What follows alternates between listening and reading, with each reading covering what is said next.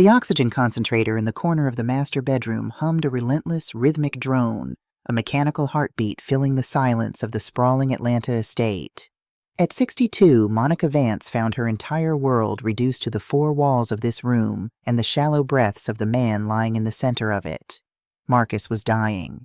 The pancreatic cancer, a silent, vicious thief, had hollowed out the brilliant structural engineer she had loved for 40 years. His hands, which had once drafted the blueprints for half the commercial bridges in the state, now rested, fragile and translucent, on top of the Egyptian cotton sheets. Monica dipped a sponge into a basin of cool water and gently dabbed his cracked lips.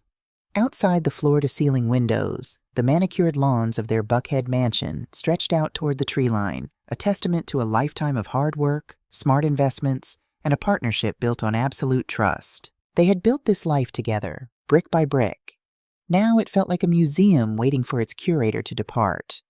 "Mon," Marcus whispered, his voice a dry rasp that barely broke over the hum of the machine. His eyes, usually a sharp, intelligent gray, were clouded with the heavy fog of liquid morphine. "I'm right here, my love," Monica murmured, leaning in close, the scent of antiseptic and fading life stinging her nose. She took his trembling hand, her thumb tracing the familiar ridge of his gold wedding band. "I'm not going anywhere."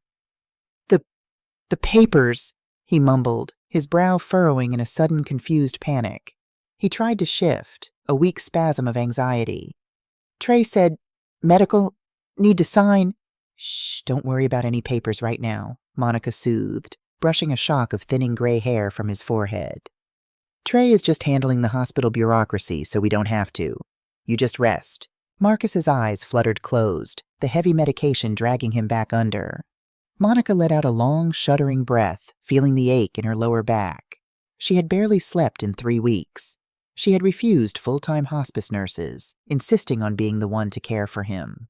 He was her husband. It was her privilege. Her thoughts drifted to Trey, their son-in-law, a slick, fast-talking wealth manager who wore bespoke Italian suits and smiled a little too widely. Monica had never entirely warmed to him, but Chloe, their only daughter, was completely enamored. And whatever made Chloe happy, Marcus and Monica supported. During these last brutal weeks, Trey had actually been a godsend, stepping in to manage the influx of insurance claims and hospital release forms. He had visited almost daily, always with a briefcase and a sympathetic smile, sitting by Marcus's bed while Monica took brief, exhausted showers. She felt a twinge of guilt for her past judgments of him. In a crisis, family pulled together. 3 days later, the mechanical hum of the oxygen machine was finally silenced.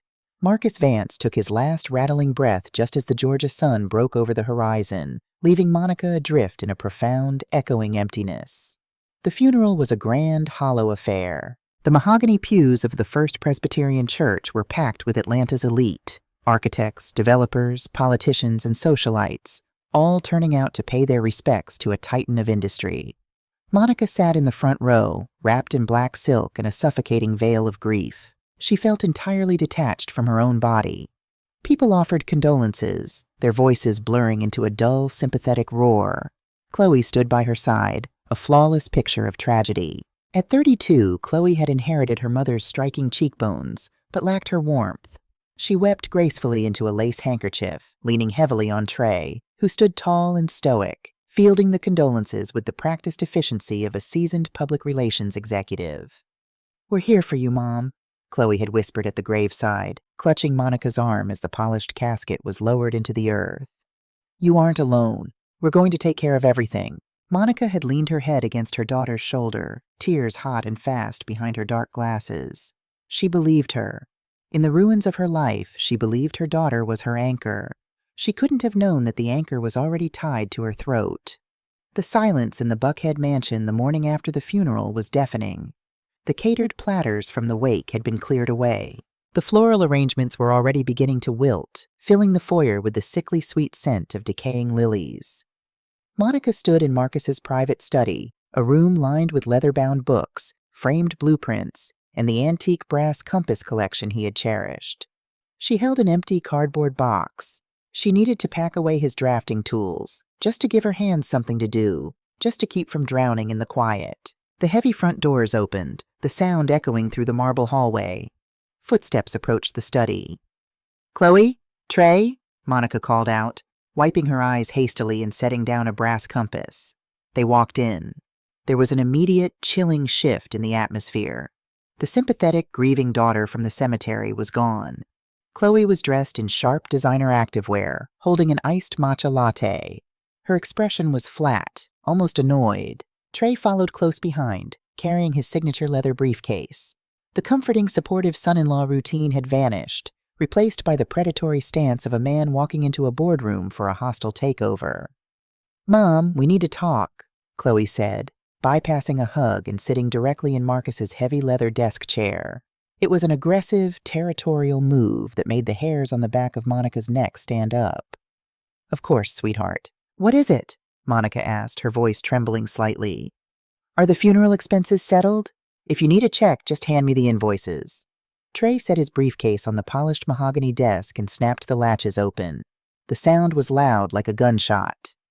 "That won't be necessary, Monica," Trey said smoothly. He didn't say Mom. He said Monica. "The funeral has been paid for out of the estate's liquid assets. What we need to discuss is the timeline for your transition." Monica blinked, confusion clouding her grief-addled brain. "My transition? What do you mean? I'm not going anywhere. This is my home." Chloe sighed, a long, exaggerated sound of impatience, swirling the green liquid in her plastic cup. "Mom, be realistic. This house is 10,000 square feet. You can't possibly maintain it by yourself. The property taxes alone are astronomical." "Marcus and I have lived here for 20 years, Monica said, her voice dropping, a deep maternal alarm bell ringing in her chest. "The house is fully paid for, and your father left a very generous portfolio. We planned for this." "About that," Trey interrupted, pulling a thick stack of stapled documents from his briefcase and sliding them across the desk.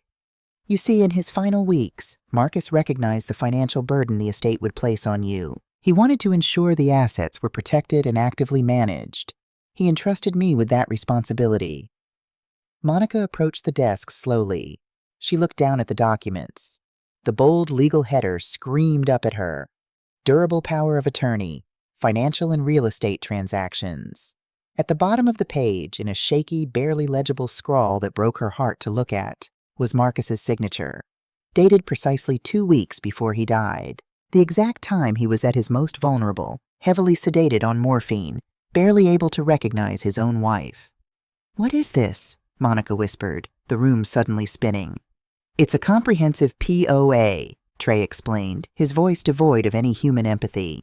"It granted me full, unrestricted legal authority to act on Marcus's behalf regarding all joint and individual assets." Monica remembered Marcus's panicked, confused mumbling in the bedroom. Trey said, "Medical. Need to sign." "You told him these were hospital release forms," Monica breathed, the horrifying reality beginning to crystallize. She looked at her daughter, her own flesh and blood. "Chloe, he didn't know what he was signing. He was out of his mind with pain." "He knew exactly what he was doing," Chloe snapped defensively, her eyes cold. "He knew you were too emotional to make rational financial decisions." "Dad was an engineer, Mom. He was pragmatic. He knew Trey was a professional." "A professional?" Monica's voice rose, a mix of pure outrage and rising panic. "Trey, this is fraud. This is elder abuse. You tricked a dying man." "Be very careful with your words, Monica," Trey warned, his smile dropping completely, revealing the shark beneath the tailored suit. "This document was notarized by a state-certified official. It is ironclad, and under its authority, prior to Marcus's passing, I executed a transfer of assets to shield them from probate." He slid another document forward. "A warranty deed." "The Buckhead property is no longer in your name," Trey said, tapping the paper. "It was transferred last week to an LLC that Chloe and I manage. The joint checking, savings, and investment accounts have been similarly consolidated into our management trust." Monica physically stumbled back, her hand flying to her chest. She couldn't breathe. The air in the room felt thick and toxic. "You stole everything. While I was upstairs bathing him, feeding him, watching him die, you were down here stealing our lives." She turned to Chloe, tears streaming down her face, pleading with the child she had carried, raised, and loved unconditionally. "Chloe, please, tell me this is a sick joke. Tell me you aren't doing this to me. I am your mother." Chloe wouldn't meet her eyes. She looked at the brass compass on the desk.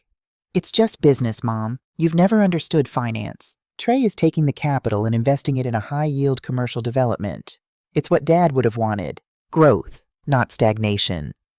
"Your father would have thrown him out of this house by his neck," Monica screamed, the primal fury of a betrayed mother finally erupting. "I'm calling my lawyer. I'm calling the police. I will have this reversed. I am his wife." Trey let out a short, patronizing laugh. "Call whoever you want. But lawyers cost money, Monica. Money you no longer have. Your personal checking account has a balance of exactly $2,000. That's enough to cover first and last month's rent at a modest apartment." He looked at his gold Rolex. "The LLC has formally listed this property for sale," Trey continued, slipping his shark-like mask back on. "We have a staging company coming tomorrow morning at 8 a.m. to clear out the outdated furniture and prep it for viewings. You have 24 hours to vacate the premises." 24 hours? Monica gasped, clutching the edge of a bookshelf to keep from collapsing. "You're throwing me out on the street? The day after my husband's funeral?" "We've already secured a short-term lease for you in an apartment complex in Decatur," Chloe said, finally looking at her mother, her expression terrifyingly blank. She pulled a brass key and a piece of paper from her pocket and dropped them onto the desk. "It's a one-bedroom. It's completely adequate for a single woman. The first month is paid for. Consider it a gift." "A gift," Monica repeated, the word tasting like ash in her mouth. "We'll have movers here at dawn to take your clothes and personal items," Trey said, snapping his briefcase shut. "Anything left behind will be considered abandoned property and disposed of by the staging crew. I suggest you start packing." They turned and walked out of the study. Monica stood frozen, listening to the sharp click of Chloe's designer heels fading down the marble hallway, followed by the heavy slam of the front door. The silence rushed back in, but it was no longer the silence of mourning. It was the ringing, deafening silence of a bomb going off. At 62 years old, Monica Vance was a widow, and in the span of 10 minutes, the two people she had trusted most in the world had systematically, legally, and ruthlessly erased her existence. The rain began to fall just as the sun set, slicking the streets of Atlanta in a cold, unforgiving gray. Monica sat in the center of the vast, empty master bedroom. The oxygen machine had been taken away by the medical supply company hours ago. The king-sized bed was stripped bare. She had spent the last 12 hours moving like a ghost through the house she had built, selecting only what she could carry. She didn't pack the expensive jewelry. Trey had already emptied the household safe. She didn't pack the designer clothes.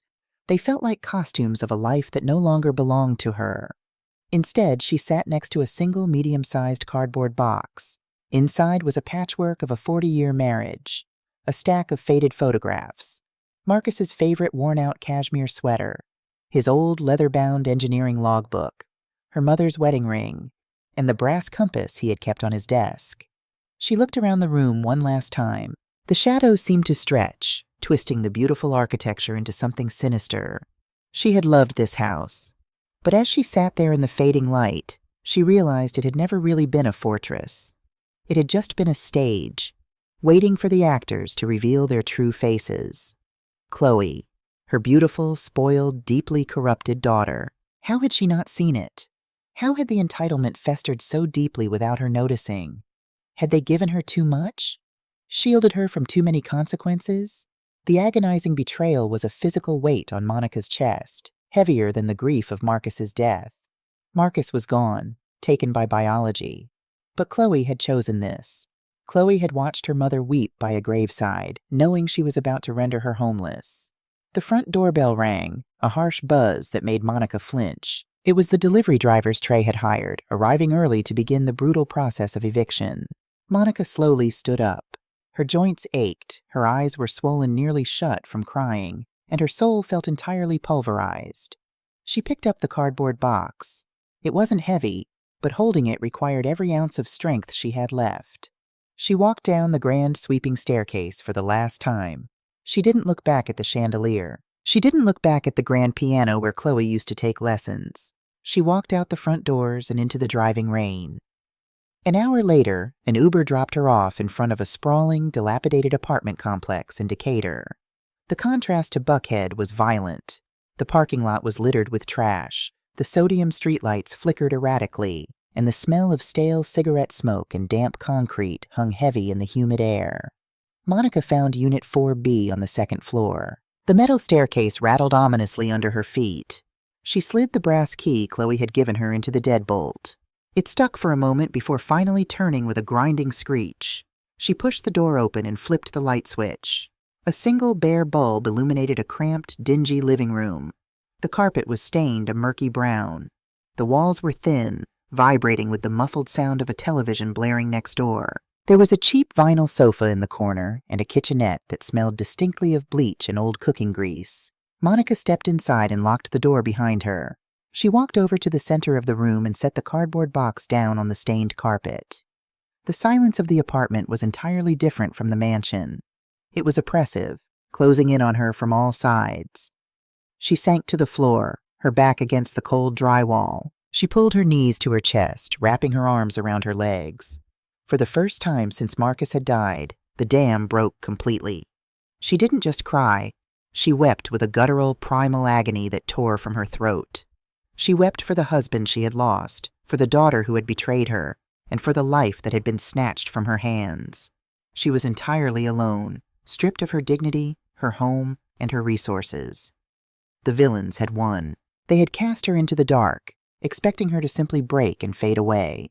But as the night wore on, and the tears eventually ran dry, leaving behind a hollow, burning exhaustion, Monica Vance reached out and rested her hand on the cardboard box. Her fingers brushed against the rough fabric of Marcus's old coat tucked inside. They thought she was just a pampered housewife. They thought she was weak. In the darkest, lowest moment of her life, sitting on the floor of a ruin, a tiny, terrifying spark ignited in the cold ashes of Monica's heart. It wasn't hope. Hope was for the naive. It was survival. The first week in the Decatur apartment was a masterclass in humiliation. Monica Vance, a woman who had spent the last 2 decades hosting charity galas and organizing country club fundraisers, now found herself rationing instant coffee and navigating the erratic bus schedule of public transit. The physical shock of her new environment was jarring. The constant rattle of the thin windows when a truck drove by, the pervasive smell of damp mildew in the bathroom, the terrifying realization that her debit card balance was dropping by the day. But the psychological toll was infinitely worse. She was a ghost, haunting the edges of a life she no longer possessed. On Tuesday morning, driven by a desperate need for counsel, Monica sat on the edge of the vinyl sofa and dialed her oldest friend, Susan Waverly. Susan and Monica had been tennis partners for 15 years. Their husbands had golfed together. If anyone would understand, if anyone could recommend a bulldog litigation attorney who would take her case on contingency, it was Susan. The phone rang 4 times before going to voicemail. Monica called back immediately. On the 3rd ring, Susan finally answered, her voice tight and uncharacteristically formal. "Monica? Hello?" "Susan, thank God," Monica breathed, her voice cracking. "I didn't know who else to call. You wouldn't believe what has happened. Chloe and Trey, they forced me out of the house. Trey had Marcus sign a power of attorney while he was medicated. They took everything, Susan. I'm in a 1-bedroom apartment in Decatur. I need help. I need a lawyer." There was a long, agonizing pause on the other end of the line. When Susan finally spoke, her tone was dripping with condescending pity. "Oh, Monica, I am so terribly sorry you're going through this episode." Monica froze. "Episode?" "Chloe called me yesterday," Susan said softly, as if speaking to a volatile child. "She was in tears, Monica. She told me about the paranoia, how the grief of losing Marcus has made you confused, how you've been lashing out and making these wild accusations against Trey. She said they had to move you to a specialized independent living facility because you refused to let the staging company in to sell the house." The breath was punched out of Monica's lungs. Independent living facility. They had spun a narrative. They had weaponized her grief, painting her as a hysterical, mentally declining widow to preemptively discredit her to the entire Buckhead social circle. "Susan, you know me," Monica pleaded, her knuckles turning white as she gripped the phone. "I am perfectly lucid. Chloe is lying. They stole the estate." "Monica, please," Susan sighed, the impatience bleeding through the faux sympathy. "Trey is a respected wealth manager. He serves on the board of the Botanical Garden. Why would he do something so absurd? Chloe is just trying to protect your father's legacy and ensure you have round-the-clock care. You need to rest, darling. Let the children handle the business. I really must go. I have a committee meeting. Please take your medication." The line went dead. Monica slowly lowered the phone. She didn't cry this time. The tears had been entirely burned away, replaced by a cold, searing clarity. Chloe hadn't just stolen her money. She had stolen her reputation, her history, and her community. Monica was entirely cut off. She placed the phone on the cheap laminate coffee table and turned her attention to the cardboard box sitting in the corner of the room. It was the only tangible proof she had left that she had ever mattered to anyone. She crawled over to the box and pulled back the cardboard flaps. She bypassed the photo albums. The smiling faces of a family that never truly existed were too painful to look at right now. Instead, she reached for the heavy, charcoal gray cashmere overcoat folded at the bottom. It was Marcus's favorite winter coat. He had worn it on their last anniversary trip to New York. She pulled it to her chest, burying her face in the soft wool, searching for the faint, lingering scent of his sandalwood cologne. It was fading, just like everything else. As she squeezed the fabric, her fingers brushed against something hard and rigid, buried deep within the thick satin lining of the left breast pocket. Monica frowned. She felt the pocket from the outside. There was no opening. The inner pocket had been meticulously sewn shut with heavy black thread. Marcus was an engineer, a man of precise habits. He didn't casually sew things into his clothing. Her heart began to race. She scrambled to the kitchenette, yanked open a drawer, and pulled out a cheap, serrated steak knife she had bought from the dollar store. Sitting back down on the carpet, she carefully slid the tip of the blade under the thick thread, slicing the stitches open. She reached 2 fingers into the hidden cavity and pulled out a small, heavy velvet pouch. Inside the pouch was a vintage brass key with a serial number stamped onto the head. Wrapped tightly around the key was a sealed, cream-colored envelope. Her name, Mon, was written across the front in Marcus's unmistakable, sharp architectural handwriting. Her hands trembled so violently she could barely tear the flap open. She pulled out the single sheet of heavy stationery. "My dearest Mon, if you are reading this, my body has failed me, and I am gone. And if you found it here, it means you took the box, which means my worst fears regarding Trey have likely come to pass. I am dying, Mon. The cancer is taking my body, but the pain medication is clouding my mind. I can feel the fog rolling in. Over the last month, I have seen the way Trey looks at my ledgers. I have heard the subtle, probing questions he asks about the estate when he thinks you aren't listening. He is a predator masquerading as a protector. And Chloe, it breaks my heart to write this, but our daughter's ambition has eclipsed her morality. She has chosen him over us. I suspect Trey will try to use my deteriorating state to execute a legal maneuver. A power of attorney, perhaps, or a restructuring of the trusts. I cannot fight him in my current physical condition without dragging you into a vicious, public legal battle that would drain your spirit and our accounts. So I have chosen not to fight him. I have chosen to let him think he has won. Do not panic. Everything you thought you knew about our finances was carefully curated for Trey's eyes. He is a wealth manager. He only understands what he can see on a balance sheet. He sees the house. He sees the joint accounts. Let him have them. Take this key. Go to the First National Bank of Atlanta on Peachtree Street. Ask for Arthur Pendleton. Not the corporate sharks Trey uses, but old Arthur. He has been waiting for you. I promise to take care of you for the rest of your life, Mon. I meant it. Forgive me for the pain you must be feeling right now, but trust me one last time. Forever yours, Marcus." Monica stared at the letter, the words blurring as her vision swam. A profound, overwhelming wave of love washed over her, followed immediately by a sharp jolt of adrenaline. Marcus had known. Even as his body was giving out, his brilliant, strategic mind had been working to build a fortress around her. She wasn't a victim. She was the executioner. He had just handed her the blade. The offices of Pendleton and Associates were located in a historic, slightly run-down brick building in downtown Atlanta, a stark contrast to the gleaming glass and steel skyscraper where Trey leased his wealth management firm. The air inside smelled of old paper, lemon pledge, and decades of quiet discretion. Arthur Pendleton was a man in his late 70s, wearing a tweed suit that had been out of fashion for 30 years. He looked up from his mahogany desk as Monica was ushered into his office. His kind, weathered face broke into a gentle, knowing smile. Monica, Arthur said, standing up and extending a hand. I was terribly, deeply saddened by the news of Marcus's passing. He was a brilliant man, and a fiercely loyal one. Thank you, Arthur, Monica said, taking the seat opposite his desk. She wore a simple black dress, her posture rigidly straight. She placed the brass key and the handwritten letter on the desk between them. He told me you were waiting for me. Arthur adjusted his wire-rimmed glasses, looking at the key. He nodded slowly. Indeed, I have been. For nearly 10 years, to be precise. Arthur stood up, walked over to a heavy cast-iron safe in the corner of the room, dialed the combination, and pulled out a thick, legal-sized binder wrapped in a leather portfolio. He carried it back to the desk and laid it flat. I imagine the last few days have been incredibly traumatic for you, Monica, Arthur began, his tone shifting from friendly to fiercely professional.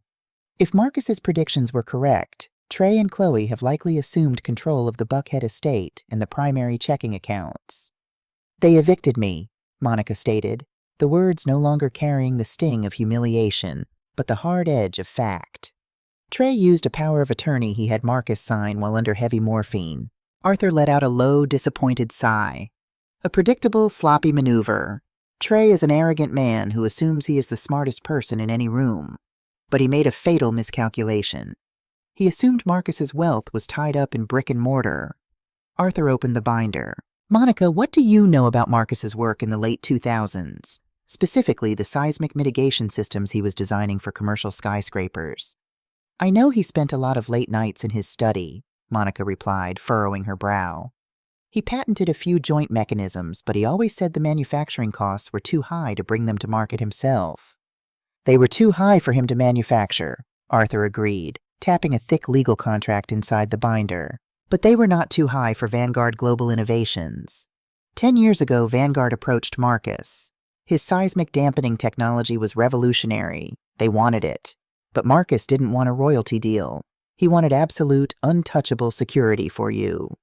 Arthur flipped to the next page, revealing a massive, heavily stamped financial transfer document. Marcus sold the exclusive rights to the tech patent to Vanguard Global, Arthur explained, his voice dropping to a hushed, reverent tone.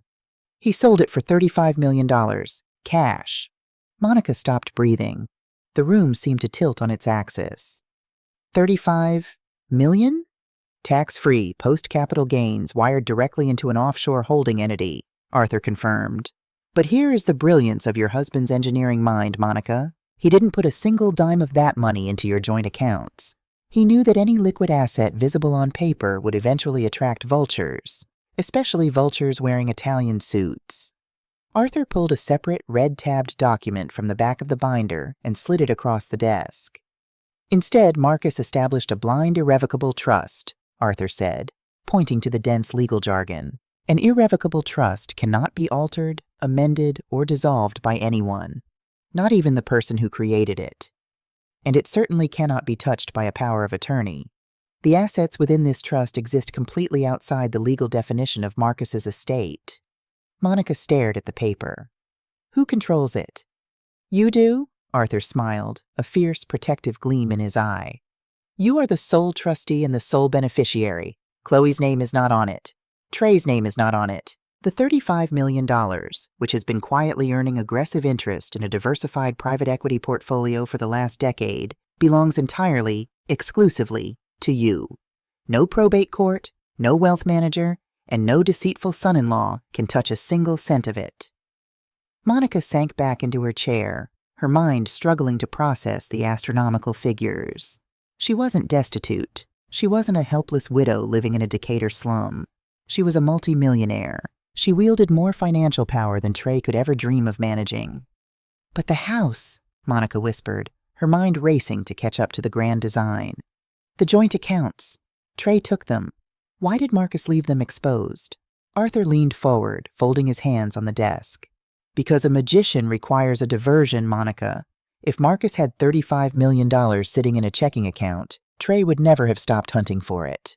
He had to give Trey a convincing prize. A slow, terrifying realization began to dawn on Monica. A prize. The Buckhead estate is currently valued at roughly $4 million, Arthur explained, his smile widening into something almost predatory. However, What Trey and Chloe failed to realize in their haste to steal the deed is that the property is not free and clear. 10 years ago, to finance the final, incredibly expensive prototype phases of the patent before the Vanguard sale, Marcus took out a massive, highly leveraged commercial lien against the house. Monica gasped, her hands flying to her mouth. "He never paid it off," Arthur continued, his eyes twinkling with the ruthless satisfaction of a perfectly laid trap. "He intentionally structured the debt to roll over, allowing the interest to balloon. The Buckhead estate currently carries a hidden, compounding debt of nearly $7 million. The silence in the office was deafening. The pieces of Marcus's final, brilliant blueprint snapped perfectly into place. When Trey used that fraudulent power of attorney to transfer the deed of the house into his own LLC to avoid probate, Monica started, the words forming a beautiful, lethal sentence in her mind. "He legally assumed the entirety of the debt," Arthur finished, sitting back in his chair. "Trey didn't steal a $4 million asset, Monica. He unknowingly stole a $7 million liability. The moment he attempts to sell that property, the commercial lenders will trigger the debt covenant. They will seize the house, and they will hold his LLC, and him personally, liable for the remaining $3 million. Arthur closed the binder with a heavy, satisfying thud. "Your husband didn't just leave you a fortune, Monica," Arthur said quietly. "He left you a loaded gun, and he handed Trey the shovel to dig his own grave." Monica Vance sat perfectly still. The terrified, heartbroken woman who had wept on a stained carpet less than 24 hours ago was dead. In her place sat a matriarch, armed with absolute power and a cold, unyielding demand for justice. She looked down at Marcus's handwritten letter, her thumb tracing his name. He had built the ultimate structure, a trap designed to snap shut only on the greedy. If Chloe and Trey had simply been decent, if they had allowed the estate to pass through probate naturally, the debt would have been absorbed by the trust, and they would have been fine. But their impatience, their cruelty, and their arrogance had sealed their fate. Monica looked up at Arthur, her posture immaculate, her gray eyes burning with the quiet, terrifying intensity of a woman who was about to burn an empire to the ground. "Arthur," Monica said, her voice smooth and devoid of any hesitation, "I want you to initiate the transfer of funds from the irrevocable trust, and then I want you to make a phone call to the Commercial Lending Board." "Of course, Monica," Arthur smiled. "What shall I tell them?" "Tell them," Monica replied, adjusting her black dress, "that the owner of the Buckhead estate has passed away, and it is time for them to collect their debts." The air conditioning in Trey's corner office at Sterling and Hayes Wealth Management was set to a brisk 68 degrees, but a thick bead of sweat slowly traced its way down his spine, soaking into the collar of his bespoke Italian shirt. He stared at the trio of curved monitors on his mahogany desk, the red downward-trending graphs reflecting in his dilated pupils. For the past 18 months, Trey had been playing a dangerous, highly illegal game of financial roulette.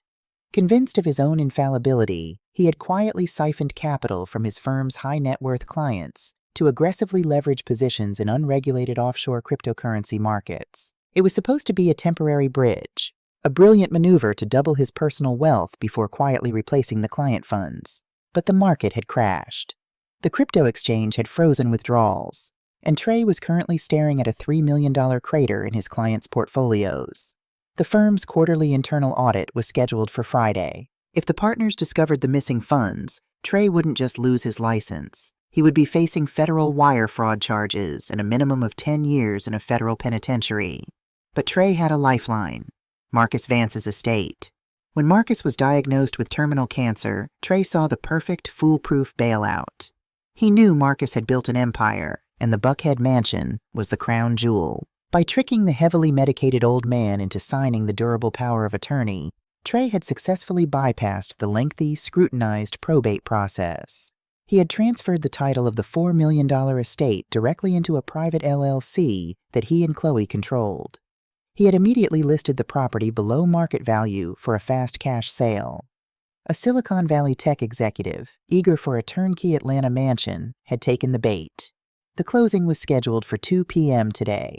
The moment the wire transfer cleared, Trey would funnel $3 million back into his firm's accounts, erasing his crimes before the auditors ever cracked a ledger. "Trey, are you listening to me?" Chloe's voice cut through his panicked reverie. She was lounging on the leather sofa in his office, scrolling idly through her phone, entirely oblivious to the fact that her husband was staring down the barrel of a federal indictment. "I'm listening, Chloe," Trey snapped, closing his laptop with unnecessary force. "What is it?" "I said I was looking at the new developments in Alpharetta. Since the Buckhead house is closing today, we should put an all-cash offer on that 6-bedroom contemporary," she said, holding up her phone to show a picture of a sprawling, sterile modern mansion. "And I need to increase my monthly allowance. The country club dues went up." Trey forced a tight, rigid smile. "Let's just get through the closing today, Chloe. One thing at a time." "Whatever," she sighed, rolling her eyes. "Did you check on my mother? The facility called and said she missed the orientation breakfast this morning." "She's fine. She's just being dramatic," Trey lied smoothly. He hadn't checked on Monica. He didn't care if she was starving in that Decatur slum. She was entirely irrelevant now. "Come on, we need to head to the title attorney's office." The conference room at the real estate attorney's office smelled of expensive coffee and fresh laser printer ink. Trey tapped his gold pen against the glass table, his leg bouncing with nervous, kinetic energy. Across from him sat the buyer's representation, and at the head of the table sat Mr. Harrison, the senior closing attorney. "All right, everything looks to be in order for the cash transfer," Mr. Harrison said, adjusting his reading glasses. "The buyer has authorized the release of the $4 million upon final execution of the deed transfer." Trey exhaled a breath he felt he had been holding for 6 months. "Excellent. Let's get the signatures done." "However," Mr. Harrison said, raising a single finger, his tone suddenly shifting from procedural to gravely serious. He pulled a thick, red-flagged file from the bottom of his stack. "There is a significant issue that arose during our final deep-dive title search this morning." Trey's bouncing leg stopped dead. "An issue? What issue? The title is clear. I ran a preliminary search myself." "A standard search, perhaps," Mr. Harrison corrected gently, sliding a heavy document across the table. "But Marcus Vance was an engineer, and his financial structures were uniquely complex. The Buckhead property carries a senior commercial encumbrance, a highly leveraged compounding lien initiated 10 years ago." Chloe looked up from her phone, frowning. "A lien? Like a mortgage?" "Dad didn't have a mortgage. He paid cash for that house." "He did," Mr. Harrison nodded. "But 10 years ago, he leveraged the equity of the home to secure a commercial development loan through a private banking syndicate. The loan was never paid off. The interest was simply allowed to roll over and compound." Trey felt the blood drain from his face, leaving his skin cold and clammy. "How much?" he choked out. Mr. Harrison looked at him over the rim of his glasses. "The current outstanding balance of the lien is $7.2 million. The buyer's attorney instantly slammed his folder shut and stood up. "This deal is dead. My client is not purchasing a property with a $7 million encumbrance. Good day, gentlemen." Trey didn't even watch the buyer's attorney leave. The room had begun to spin violently. "This is a mistake," Trey stammered, standing up, his hands flat on the glass table. "The estate is in probate. The debt belongs to Marcus Vance's estate, not the LLC." "That would be true, Mr. Vance," Mr. Harrison said, his voice laced with professional pity, "if you had allowed the property to pass through probate. But you didn't. You utilized a power of attorney to execute a quitclaim deed, transferring the asset into your private LLC prior to his death." Mr. Harrison leaned forward, delivering the fatal blow. "By bypassing probate to shield the asset, you legally pierced the veil. You didn't just transfer the property, Trey. You legally assumed the entirety of the debt. Your LLC, and by extension, you and your wife as the managing partners, are now personally liable for $7.2 million to the commercial syndicate." Chloe dropped her phone. It shattered against the hardwood floor. "Trey, what is he talking about? You said we were getting $4 million today." Trey couldn't speak. His throat had closed up entirely. The audit was on Friday. He couldn't sell the house. He was $3 million in debt to his clients, and now he was $7 million in debt to a commercial bank. His phone vibrated in his jacket pocket. It was his managing partner at the wealth management firm. Trey didn't answer it. He knew exactly what the call was about. The SEC had likely already flagged the irregularities. The trap hadn't just closed on him. It had crushed him into powder. There has to be a way out. There has to be a loophole. Trey paced the length of his corporate lawyer's boardroom, his tie completely undone, his hair disheveled. He looked like a cornered animal. His defense attorney, a ruthless man named Davis who charged $1,000 an hour, rubbed his temples. The only way out, Trey, is if the original executor of the estate, Monica Vance, signs a retroactive spousal debt assumption. If she signs an affidavit claiming Marcus intended the debt to remain solely with her as the surviving spouse, we might be able to untangle the LLC and throw the house back into estate bankruptcy. It saves you from the $7 million liability, though it does nothing for your other problems. Chloe was crying hysterically in the corner. Just call her. She's my mother. She's probably terrified and confused in that awful apartment. Tell her she made a mistake. Tell her if she signs the paper, we'll let her move into our guest house. Trey grabbed his phone with shaking hands. I sent a courier to her apartment 2 hours ago with a car. She should be here any minute. I'll handle her. She's weak. She's grieving. I just need to apply the right amount of pressure. At that exact moment, the heavy frosted glass doors of the boardroom swung open. Trey braced himself, adopting a mask of stern, authoritative concern, expecting to see a broken, weeping 62-year-old woman in a cheap sweater shuffling into the room. Instead, the air in the room seemed to undergo a sudden dramatic shift in atmospheric pressure. Monica Vance stepped over the threshold. She did not look like a woman who had spent the week in a Decatur slum. She wore an immaculate, tailored, charcoal gray Armani suit that fit her with terrifying precision. Her silver hair was styled flawlessly, swept back to reveal diamond stud earrings that caught the harsh fluorescent lighting of the boardroom. She carried a vintage Hermes Birkin bag over her forearm, an undeniable symbol of supreme old-world wealth. But it wasn't the clothes that paralyzed Trey and Chloe. It was her posture. Her chin was high, her shoulders back, her gray eyes burning with the cold, absolute authority of an empress, stepping onto a battlefield she had already won. She was accompanied not by a cheap public defender, but by Arthur Pendleton, the legendary estate attorney, who looked at Trey with the mild distaste one might reserve for a squashed insect on a windshield. "Mom?" Chloe whispered, her voice cracking, entirely disoriented by the magnificent, terrifying figure standing before her. Monica did not look at her daughter. She looked dead center at Trey. "You sent a car for me, Trey," Monica said, her voice smooth as glass, carrying effortlessly across the large room. "I preferred to take my own. Now I believe you have a piece of paper you want me to sign." Trey swallowed the massive lump in his throat, desperately trying to regain his footing. He picked up the affidavit from the table. "Monica, listen. There has been a massive misunderstanding regarding Marcus's finances. The house is leveraged to the hilt," Monica interrupted, her tone conversational, yet slicing through him like a scalpel. She walked slowly toward the long conference table. $7.2 million, a commercial lien Marcus initiated 10 years ago. A lien you blindly assumed when you forged that power of attorney and stole the deed. Trey's jaw dropped. You knew?" "My husband was a structural engineer, Trey. He spent his life calculating load-bearing walls and stress points," Monica said, coming to a stop directly across from him. "He knew exactly how much weight a structure could take before it collapsed. He calculated your greed perfectly. He knew you would try to steal the house, so he made sure the house would break your back." Chloe pushed herself off the wall, her tear-streaked face twisting into a mask of desperate panic. "Mom, you have to fix this. Trey is going to go to prison. The bank is going to take everything we have. You have to sign the debt assumption. Dad wouldn't have wanted this." Monica finally turned her gaze to her daughter. The maternal warmth that had defined her entire life was entirely absent, replaced by a devastating clinical detachment. "Do not speak for your father, Chloe," Monica said softly. "Your father watched you allow your husband to throw your grieving mother out onto the street. He watched you agree to lock me in an independent living facility to silence me."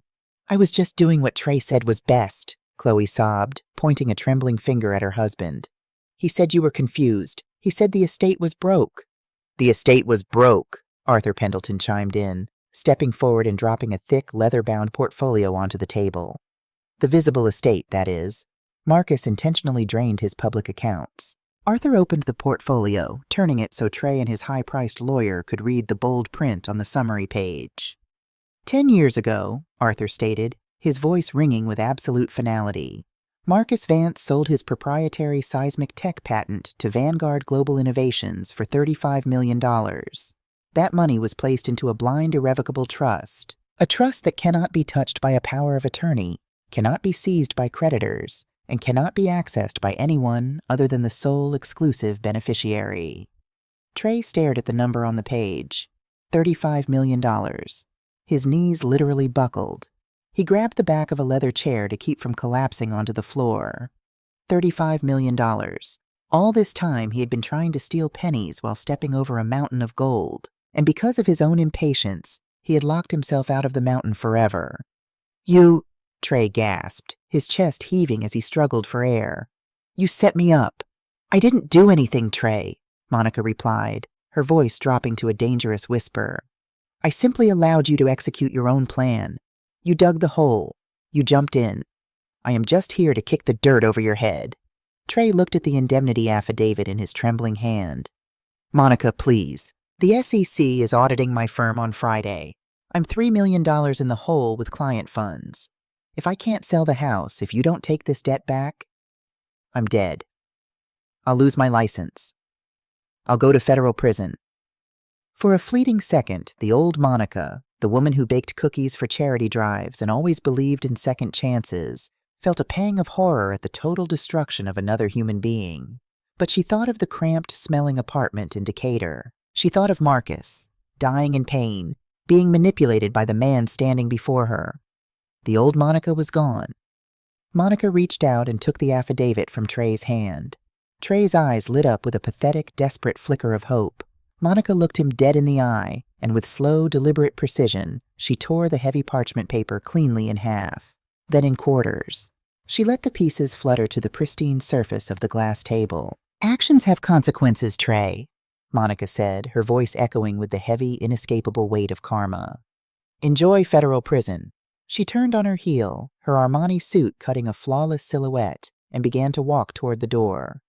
"Mom, you can't leave us like this," Chloe screamed, lunging forward, but Arthur Pendleton subtly blocked her path. "I suggest you secure independent counsel, Chloe," Arthur advised coldly. "When the federal investigators seize Trey's assets, they will seize yours as well." Monica pushed open the frosted glass doors. As she stepped out into the plush reception area of the law firm, the elevator bank at the end of the hall chimed. The heavy metal doors slid open, revealing 4 men in dark windbreakers. The bright yellow letters FBI were printed across their backs, alongside 2 agents from the Securities and Exchange Commission. The lead agent walked directly up to the receptionist's desk, flashing a gold badge. "We are here for Trayton Miller. We have a federal warrant for his arrest on charges of wire fraud, embezzlement, and securities violations." Monica didn't stop walking. She didn't look back at the boardroom as the agents swept past her, moving swiftly toward the glass doors. She didn't listen to Trey's panicked shouting or Chloe's hysterical shrieking as the reality of their choices finally caught up to them. She simply walked into the empty elevator, pressed the button for the lobby, and watched the doors close, sealing the wreckage of their lives behind her. The trap had sprung, the jaws had snapped shut, and Monica Vance was entirely, unapologetically free. The ensuing weeks moved with the brutal, indiscriminate force of a wrecking ball. Trey's bail hearing had lasted a total of 14 minutes. The federal judge, a stern woman with zero tolerance for white-collar predators, had taken one look at his flight risk profile, the missing client funds, and the fraudulent power of attorney, and denied bail outright. Trey, stripped of his custom Italian suits and his arrogant smirk, was remanded to a federal holding facility in downtown Atlanta, wearing a standard-issue orange jumpsuit. For Chloe, the nightmare was just beginning. The commercial lending syndicate, alerted to the transfer of the Buckhead estate into Trey's LLC, immediately triggered the default clause on the $7 million lien. The bank didn't care about Trey's criminal charges. They cared about their collateral. Chloe was sitting on the floor of the master bedroom, surrounded by half-packed designer suitcases, when the aggressive staccato knock echoed through the empty mansion. It was the county sheriff, accompanied by a bank representative. They were serving the formal notice of foreclosure and asset seizure. She was given exactly 48 hours to vacate the premises.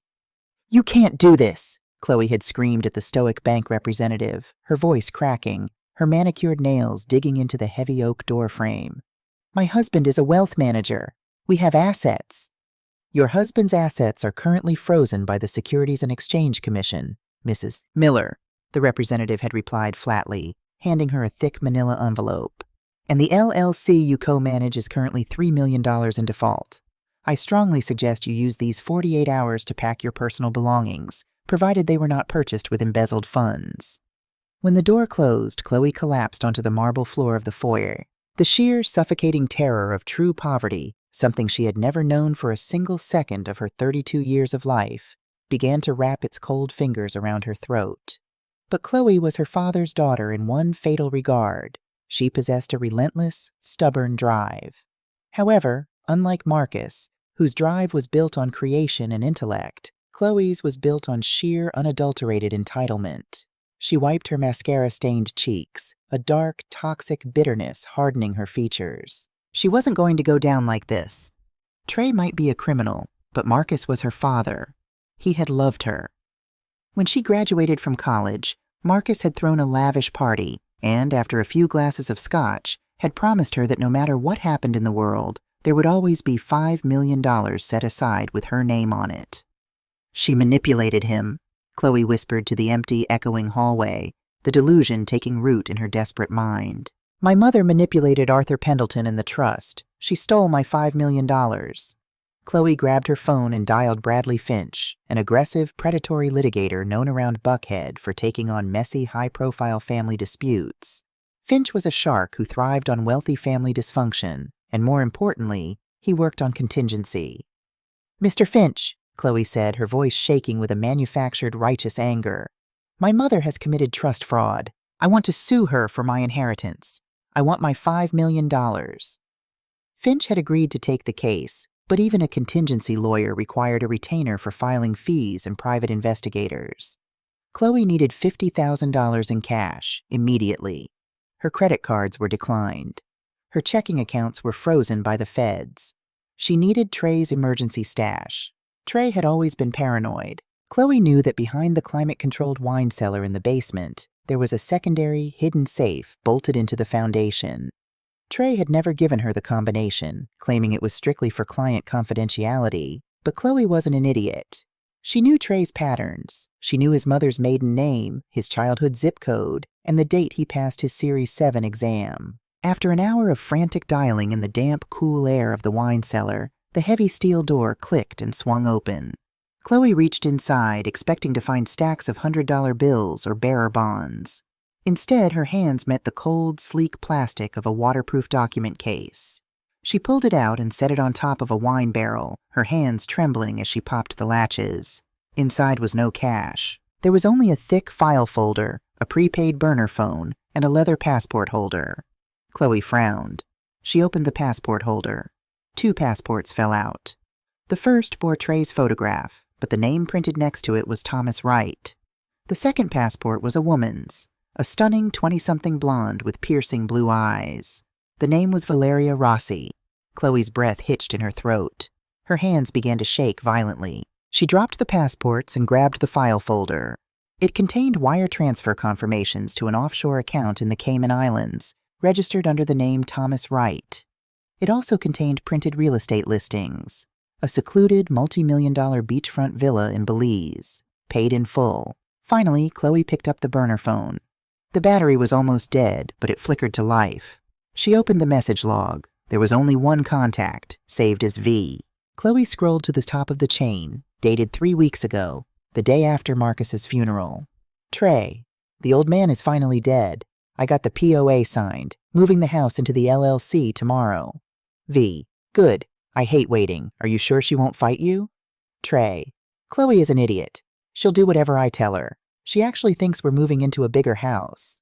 As soon as the wire clears on the Buckhead sale on Thursday, I'm transferring the $3 million to the Cayman account and boarding the jet. Chloe will be too busy fighting the bank for the remaining $4 million debt to notice I'm gone, until we are already drinking margaritas in Belize. V, I love it when you talk finance to me. See you at the airstrip. Chloe dropped the phone. It clattered against the stone floor, the screen cracking. The air was sucked from the wine cellar. Chloe clutched her stomach, a physical, agonizing wave of nausea rolling through her. She fell to her knees, violently dry-heaving onto the cold concrete. The betrayal was absolute.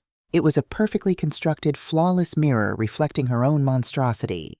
She had thrown her mother, the woman who had loved her, nurtured her, and begged her for mercy, out into the street for a man who viewed her as nothing more than a disposable shield. Trey never loved her. He had married the Vance name to access Marcus's wealth, and when the walls started closing in, he had orchestrated a plan to leave Chloe holding a $7 million bag while he fled the country with his mistress. Her greed had blinded her. Her arrogance had deafened her. She had invited a venomous snake into her home, and now the venom was coursing through her veins. For the first time in her life, Chloe Vance Miller realized that she wasn't the victim. She was the architect of her own total destruction. Despite the shattering revelation in the wine cellar, desperation is a powerful anesthetic. With her husband facing decades in prison, her home seized, and her marriage exposed as a hollow criminal farce, Chloe clung to the only lifeline she had left, her father's $5 million. 2 days later, the mediation took place in the lavish, glass-walled conference room of Pendleton and Associates. Chloe sat next to Bradley Finch, her lawyer. She looked entirely broken. She was wearing a tailored suit, but it hung loosely on her shrinking frame. The dark circles under her eyes were impossible to conceal, and she picked nervously at her cuticles until they bled. The doors opened and Monica walked in. If Chloe looked like a survivor of a shipwreck, Monica looked like the ocean itself, calm, deep, and overwhelmingly powerful. She wore a stunning ivory cashmere coat over a tailored navy dress. She carried no bags, no files. She didn't need to. Arthur Pendleton walked beside her, carrying a single slim leather binder. Monica took her seat across from Chloe. She didn't glare. She didn't sneer. She simply looked at her daughter with a profound, impenetrable stillness. "Let's get right to it, Arthur," Bradley Finch began, his voice booming with the manufactured confidence of a litigator trying to dominate the room. "My client, Chloe Vance, was verbally promised a $5 million inheritance by her late father, Marcus Vance. We have reason to believe that Monica exerted undue influence over Marcus during his final months to consolidate those funds into a blind trust, deliberately disinheriting her only daughter. We are prepared to file a formal contest of the trust, drag this into open probate, and request a full psychiatric evaluation of Marcus's state of mind when the trust was formed. Unless, of course, you are willing to settle this quietly." Finch leaned back, crossing his arms, looking exceptionally pleased with himself. Arthur Pendleton didn't flinch. He carefully opened his leather binder, extracting a single sheet of paper, and placed it on the table. "Mr. Finch, your threat of a trust contest is entirely unnecessary," Arthur said, his voice mild, almost bored. "Because you are absolutely correct." Chloe's head snapped up. Finch blinked, completely thrown off guard. "I am?" "Yes," Arthur nodded. Marcus Vance did not disinherit his daughter. In fact, within the $35 million irrevocable trust, Marcus specifically structured a designated subtrust. The exact amount of that subtrust is $5 million, allocated exclusively for the benefit of Chloe Vance. Chloe gasped. A brilliant, blinding flash of hope erupted in her chest. $5 million. It was real. She wasn't crazy. She could pay off her immediate debts, hire a divorce lawyer to crush Trey, and start over. She looked at her mother, a triumphant, almost spiteful gleam returning to her eyes.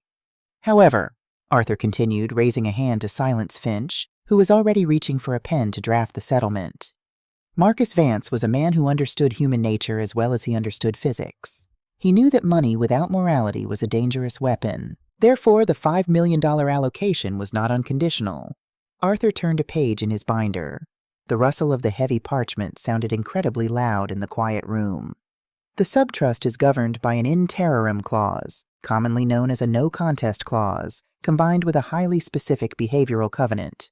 We call it, informally, the karma clause." Finch frowned, leaning forward. "A behavioral covenant? Those are notoriously difficult to enforce in Georgia courts." "Not when they are drafted by me and executed within an irrevocable blind trust," Arthur replied smoothly. He began to read from the document, his voice ringing with the gravity of a judge delivering a sentence. "Clause 4, subsection B. The $5 million allocation designated to Chloe Vance shall be held in abeyance. The beneficiary shall forfeit all rights, titles, and interests in the trust property if she engages in any of the following acts. 1. Contesting the validity of this trust or my last will and testament. 2. Initiating legal action against the primary beneficiary, Monica Vance. Or 3. Arthur paused, looking directly at Chloe over his reading glasses. Taking any deliberate financial, legal, or physical action that results in the eviction, displacement, or intentional emotional distress of my beloved wife, Monica Vance. My daughter is entitled to my wealth only if she proves herself worthy of my name. Should she abandon her mother in her time of need, she shall be entirely disinherited. The silence in the conference room was absolute. The brilliant flash of hope in Chloe's chest was instantly extinguished, replaced by a cold, suffocating terror. Arthur reached into the back of his binder and pulled out 2 pieces of paper. He slid them across the glass table toward Bradley Finch. Exhibit A, Arthur said softly. The formal eviction notice served to Monica Vance exactly 24 hours after her husband's funeral. Signed by Trayton Miller and Chloe Vance, acting as managing partners of their LLC. Arthur tapped the second piece of paper. Exhibit B, a copy of a 6-month lease for a 1-bedroom apartment in a high-crime district in Decatur. The lease is in Monica Vance's name, but the first month's rent was paid by a credit card registered to Chloe Vance, proving definitively that she not only evicted her mother, but orchestrated her displacement to a substandard living condition. Finch stared at the documents. The color drained from his face. He was a shark, but he recognized when there was blood in the water, and he knew instantly that his client was the one bleeding. The clause was ironclad. The proof was irrefutable. "Arthur," Finch stammered, looking at the door, clearly calculating how fast he could exit the room. "This is highly unorthodox." "It is justice, Mr. Finch," Arthur corrected coldly. He turned his attention to Chloe, who was hyperventilating, her hands clamped over her mouth. "By your own actions, Chloe," Arthur declared, the finality of his words echoing off the glass walls. "By prioritizing your greed over your mother's welfare, you have triggered the forfeiture covenant of Clause 4B. The $5 million has been legally and permanently revoked." "No," Chloe whimpered, tears spilling over her hands. "No, please, Mom, please. He promised me." Monica leaned forward, resting her arms on the table. The untouchable aura around her seemed to intensify. She looked at the broken, weeping woman across from her, the child she had once sung to sleep, the daughter she would have given her own life to protect. "He did promise you, Chloe," Monica said, her voice dropping to a terrifyingly quiet register. "And he kept his promise. The money was sitting right there, waiting for you. All you had to do was be a decent human being. All you had to do was love me." Chloe let out a choked, agonizing sob, reaching across the table. "Mom, I'm sorry. Trey manipulated me. He was going to leave me. I found his passports. He was running away with another woman. I have nothing. They're taking the house tomorrow. Please don't do this." "I am not doing anything to you, Chloe," Monica replied, her eyes completely dry, utterly devoid of sympathy. "I am simply honoring your father's final wishes. You made a choice in my husband's study the day after we buried him. You chose Trey's ambition. You chose a decaying apartment in Decatur for the woman who gave you life." Monica stood up, her ivory coat falling perfectly into place. "The $5 million has already been reallocated, per the trust's instructions in the event of a forfeiture," Monica stated, picking up her handbag. "It has been donated to a charitable foundation that provides legal assistance and housing for elderly victims of financial abuse." Chloe let out a primal scream, a sound of pure, unadulterated devastation, burying her face in her arms on the table. Finch had already stood up, snapping his briefcase shut, abandoning his client without another word. Monica did not offer a comforting hand. She did not offer a tissue. The karma clause had been executed flawlessly. The poison had been drawn out, and the wound was cauterized. "Goodbye, Chloe," Monica said softly. She turned and walked out of the conference room, leaving her daughter to drown in the shallow, empty grave she had spent her entire life digging. 6 months later, the oppressive, humid heat of the Atlanta summer had finally broken, making way for the crisp, clean air of late October. Monica Vance did not return to Buckhead. The sprawling mansions and manicured lawns held too many ghosts, too many echoes of a society that had turned its back on her the moment it was convenient. Instead, she had purchased a sprawling 5,000-square-foot penthouse in Midtown. It occupied the entire top floor of a high-security, ultra-modern high-rise, boasting floor-to-ceiling windows that offered a breathtaking panoramic view of the city skyline. It was not a family home. It was a fortress of glass and steel, an untouchable sanctuary in the clouds.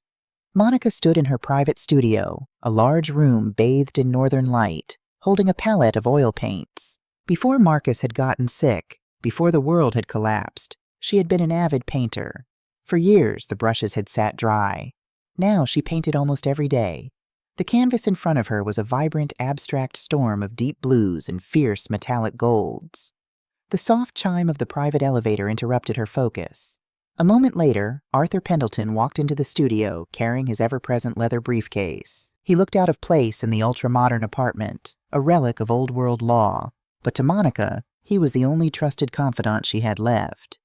"I hope I'm not interrupting your creative process, Monica," Arthur said, offering a warm, respectful smile. "Never for you, Arthur," Monica replied, setting her palette down and wiping her hands on a linen rag. She walked over to a sleek marble island and poured 2 cups of Earl Grey tea. "Are the documents ready?" "They are," Arthur nodded, taking a seat on a modern leather stool and opening his briefcase. He pulled out a thick stack of heavily tabbed legal papers. "The Vance Generational Trust has been formally established. It is fully funded with a principal of $10 million, drawn from your primary holdings." Monica looked at the papers, a profound sense of solemn duty washing over her. "And the stipulations are exactly as I outlined?" "Ironclad," Arthur confirmed, adjusting his glasses. "The trust is established exclusively for the benefit of your grandchildren, Emma and Leo Miller. It will directly cover all educational expenses, from private primary schooling through postgraduate degrees. It will pay their health insurance premiums directly to the provider, and it includes a modest, tightly controlled monthly stipend for their groceries and essential clothing, dispersed via prepaid, audited debit cards." Arthur paused, looking up at Monica to ensure she was prepared for the severity of the next clause. "Furthermore, as you requested, the trust is administered solely by a neutral third-party fiduciary," Arthur continued. "Under absolutely no circumstances can Chloe access, borrow against, or redirect a single cent of these funds. If she attempts to use the children's grocery stipend to buy herself a handbag or pay a personal debt, the cards will be frozen, and the fiduciary will assume direct purchasing control. She has zero financial agency over this money." Monica took a slow sip of her tea, the warmth steadying her hands. "Good. Marcus wanted his bloodline protected. He didn't want the children to suffer for the sins of their parents. But I will not allow my daughter to use my grandchildren as hostages to fund her lifestyle."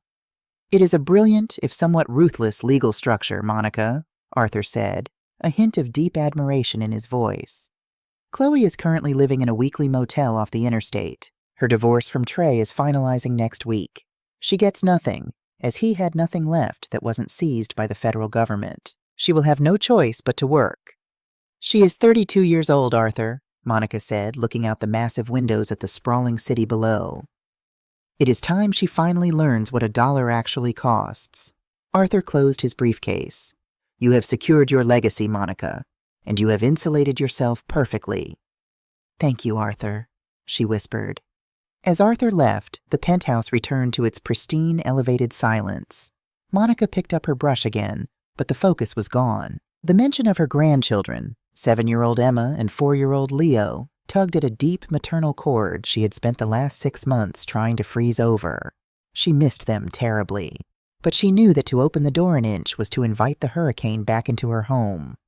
That evening, the clear autumn sky darkened rapidly.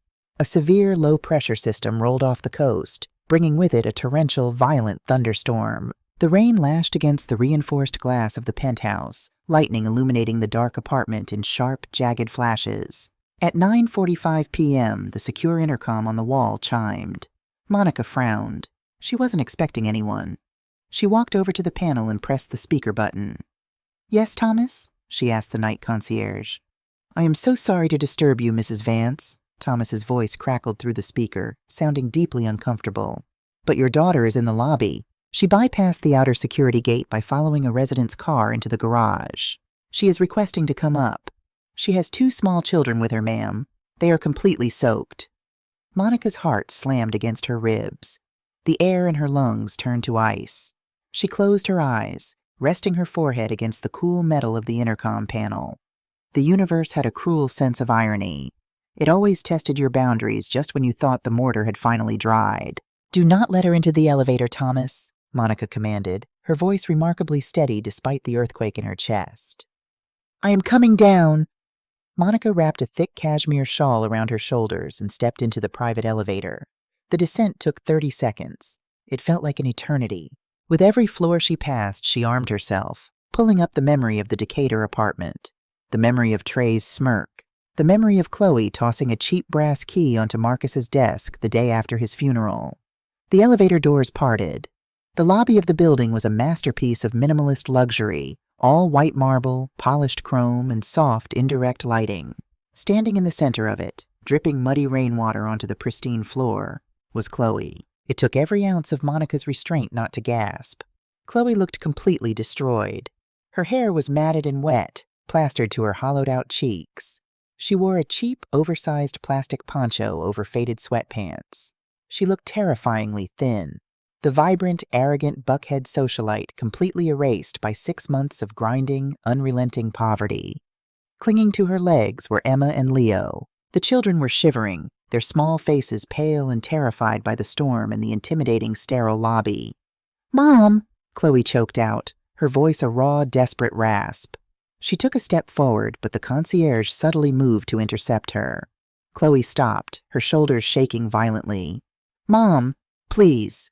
Monica stepped out of the elevator. She didn't close the distance between them. She stood 10 feet away, a chasm that felt wider than the ocean. "What are you doing here, Chloe?" Monica asked, her voice quiet, offering no warmth, no anger, just a terrifying, neutral boundary. "We got evicted from the motel," Chloe sobbed, tears mixing with the rainwater on her face. "My credit card was declined. They locked us out. I tried to call Susan. I tried to call the girls from the club. Everyone blocked my number. I don't have a car. We walked from the bus station. Mom, I have $4 to my name. I have nowhere else to go." Chloe dropped to her knees right there in the lobby. It wasn't the theatrical, manipulative drop she had performed in the law office 6 months ago. This was the physical collapse of a human being whose spirit had been entirely broken. "I'm sorry," Chloe wept, bowing her head toward the marble floor. "I was a monster. I was greedy and stupid, and I let him poison my mind. You were right about everything. I deserve this. I deserve to be in the street. But please, the kids. They're cold. They're hungry. Please, Mom, let them stay with you. Let me sleep on your kitchen floor. I'll clean. I'll do anything. Please don't let my babies sleep outside." Emma began to cry, burying her face in her mother's wet poncho. Leo just stared at Monica with wide, confused eyes. The pain that ripped through Monica's heart was indescribable. This was not a triumphant victory. There was no joy in seeing her child reduced to a beggar. It was a tragedy, a profound, sickening tragedy born of entitlement and greed. Every maternal instinct Monica possessed screamed at her to run forward, to wrap her arms around her daughter and her grandchildren, to take them upstairs to the warm, luxurious penthouse and tell them everything was going to be okay. But Monica Vance was a survivor, and she knew that to save her daughter, she had to let the old Chloe die. To bring Chloe upstairs was to validate her lifelong belief that there would always be a safety net, that consequences were temporary, that her mother would always absorb her pain. Monica took a deep breath, steeling her spine. "Stand up, Chloe," Monica said softly. Chloe sniffled, slowly pushing herself off the floor, keeping her eyes downcast. "Look at me," Monica commanded. Chloe lifted her head, meeting her mother's eyes. She expected to see rage. She expected to see the cold, calculating empress who had dismantled her life in the boardroom. Instead, she saw profound, immeasurable sadness. "You are not going to sleep on my floor, Chloe," Monica said, the words falling like heavy stones in the quiet lobby. "And you are not going to live in my home." Chloe let out a devastated whimper, clutching her children closer. "Mom, please, listen to me," Monica interrupted, her tone brokering no argument. "I love you. I will always love you. You are my daughter. But you broke something between us that cannot simply be glued back together because you are desperate. You threw me away when you thought I was useless. You must learn to stand on your own 2 feet, because I will not be your crutch ever again." Monica reached into her designer handbag and pulled out a thick, sealed envelope. She walked forward and handed it to Chloe. Chloe took it with trembling hands. Inside that envelope is a key card to a furnished 2-bedroom apartment in a secure building in North Atlanta, Monica explained, her voice steady. "The rent is paid for exactly 1 year. There is also a folder containing contact information for a fiduciary agent. Chloe stared at the envelope, entirely stunned. Your children, my grandchildren, will never starve, and they will never go without an education, Monica stated fiercely, looking down at Emma and Leo. The fiduciary will pay their tuition directly. They will provide a strict monthly allowance for groceries and children's clothing. The children are fully protected. Monica stepped back, looking Chloe directly in the eye. But you are not Chloe, Monica said. There is no allowance for you. There is no country club membership. There is no shopping budget. The trust pays for the children's survival. If you want a cell phone, if you want electricity in that apartment after the first month, if you want to put gas in a car, you will have to find a job. You will have to work. You will have to earn your life. Chloe looked from the envelope to her mother. The reality of the terms crashed over her. It was a rescue, yes, but it was a rescue devoid of luxury. It was a harsh, unforgiving introduction to the real world she had spent 32 years avoiding. I don't have a degree, Chloe whispered, panic flaring in her eyes. I don't know how to do anything. Then you will learn, Monica replied coldly. You will serve coffee. You will clean houses. You will answer phones. You will do whatever it takes to keep the lights on for your children, just like millions of other mothers do every single day. Monica turned to the concierge. Thomas, please have my driver bring the town car to the front. He will take them to the new apartment. Right away, Mrs. Vance, Thomas nodded, picking up the phone. Monica looked at her daughter one last time. The anger was gone. The vengeance was sated. All that remained was the hard, unyielding truth of reality. I hope you find your way, Chloe, Monica said softly. For their sake, and for yours. Monica didn't wait for a response. She didn't hug her grandchildren. Not tonight. The boundary had to be absolute. She turned her back on her weeping daughter and walked back into the private elevator. As the door slid shut, separating her from the storm and the wreckage of her family, a single tear escaped Monica's eye, tracing a hot path down her cheek. It was the last tear she would ever shed for the past. High above the city, in the quiet sanctuary of the penthouse, Monica walked over to the floor-to-ceiling windows. The storm outside was raging, but inside it was perfectly, peacefully silent. She poured a glass of robust red wine and stood looking out at the city lights glittering through the rain.